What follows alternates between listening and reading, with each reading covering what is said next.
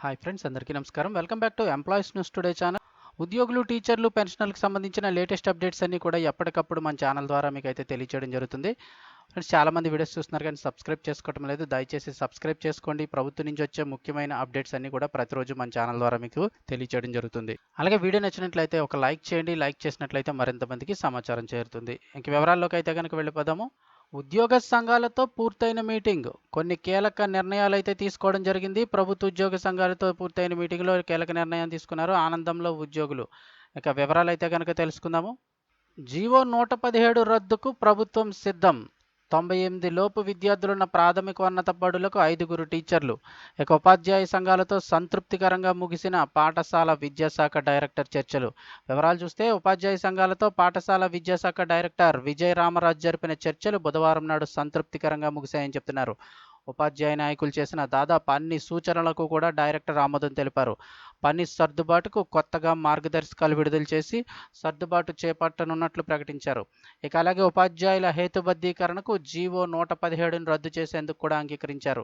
అలాగే సర్దుబాటుపై ఇటీవల విడుదల చేసిన మార్గదర్శకాలపై ఉపాధ్యాయ సంఘాలు అసంతృప్తి వ్యక్తం చేసినందున ఈ ప్రత్యేక సమావేశాన్ని అయితే నిర్వహించారు.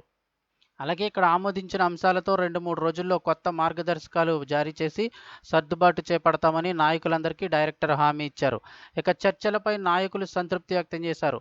ఇక అలాగే ప్రాథమికోన్నత బడుల్లో 98 లోపు విద్యార్థులున్న పాఠశాలలన్నిటికీ కూడా న్యాయం జరిగేలాగా కనీసం 5 పోస్టులు కేటాయిస్తామని డైరెక్టర్ హామీ ఇచ్చినట్లు వారు పేర్కొన్నారు. ఇక అలాగే సమావేశంలో తీసుకున్న కొన్ని నిర్ణయాలను అయితే కనుక ముఖ్య నిర్ణయాలను ఉపాధ్యాయ నాయకులు మీడియాకు వెల్లడించారు. అవి ఏంటని చూస్తే, మొదటిది ఉపాధ్యాయుల పని సర్దుబాటును ఆయా యాజమాన్యాల పరిధిలోనే మొదటైతే చేపడతారని, ఆ తర్వాత అవసరమైన మేరకు మాత్రమే ఇతర యాజమాన్యాల పరిధిలోని పాఠశాలల్లో సర్దుబాటు చేస్తామని చెప్పారు. ఇక అలాగే పని సర్దుబాటులో ముఖ్యంగా సీనియర్కు విల్లింగ్ అవకాశం ఇస్తారు. సీనియారిటీ లెక్కింపులో ర్యాంకును పరిగణలోకి తీసుకుంటామని కూడా హామీ ఇవ్వడం జరిగింది.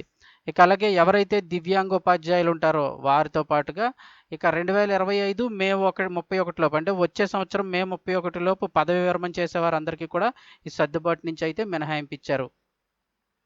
ఇక అలాగే ఇప్పటి వరకు ఉన్న మెరిట్ కమ్ రోస్టర్ పద్ధతినే మళ్ళీ కొనసాగిస్తామని చెప్పారు. ఇక అలాగే మండల విద్యాధికారి స్థాయిలోనే సర్దుబాటు ప్రక్రియ కొనసాగుతుందన్నారు. ఇక అలాగే మిగులు ఉపాధ్యాయులను మొదట ఆయా మండలాల పరిధిలోనే సర్దుబాటు చేస్తారు. అవసరమైతేనే పక్క మండలానికి పంపిస్తారు. ఇక ఎయిడెడ్ టీచర్ల విలీనమైన తేదీనే సీనియారిటీగా పరిగణిస్తారు. ఇక కర్నూలు జిల్లాకు ఎక్కువ అవసరం ఉన్నందున ప్రత్యేకంగా విద్యా వాలంటీర్లు నియమించే విధంగా కూడా ఆలోచన చేస్తున్నారు. ఇక పాఠశాలలో ఆగస్టు 16న ఉన్న విద్యార్థుల సంఖ్యను ప్రామాణికంగా తీసుకుంటామని అయితే చెప్పారు. ఎలా చూసినా ఉద్యోగ సంఘాలతో అయితే మొత్తానికి ఉపాధ్యాయ సంఘాలతో చర్చలు అయితే సంతృప్తికరంగానే ముగిసినాయని అయితే చెప్తూ ఉన్నారు.